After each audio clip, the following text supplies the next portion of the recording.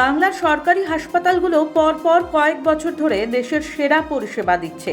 তা সে national quality assurance standards বা এনকোয়াস কিংবা পরিচ্ছন্নতা ও ইনফেকশন কন্ট্রোলে সর্বোচ্চ মর্যাদার কায়াকল্প হোক না কেন। হাসপাতালের গেট থেকে অপারেশন থিয়েটার, লেবার রুম থেকে ওষুধ সরবরাহ, হাজারো মানদণ্ড খতিয়ে দেখে তবেই মেলে এই সম্মান। তাতেও থামে না, ভিন রাজ্যের বিশেষজ্ঞরা হাতে লেখা প্রেসক্রিপশন থেকে চিকিৎসা যন্ত্রপাতির অবস্থাও পরীক্ষা করেন কয়েকদিন ধরে। এই সব পরীক্ষায় বাংলা বারবার দেশের সেরা। প্রায় 2000 সরকারি হাসপাতাল ও স্বাস্থ্যকেন্দ্র পেয়েছে অসাধারণ নম্বর।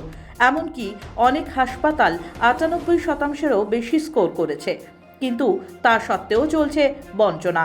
স্বাস্থ্য ভবনের দাবি, কেন্দ্রীয় সরকার 2 বছর ধরে আটকে রেখেছে প্রায় 63 কোটি টাকা, যার মধ্যে 44 কোটি এনকোয়াসের জন্য এবং 19 কোটি কায়াকল্পের জন্য পাওয়ার কথা ছিল। 2023-24 সালে বাংলাই ছিল দেশের প্রথম, তার পরের বছর দ্বিতীয়। তবুও পুরস্কারের টাকা আটকে।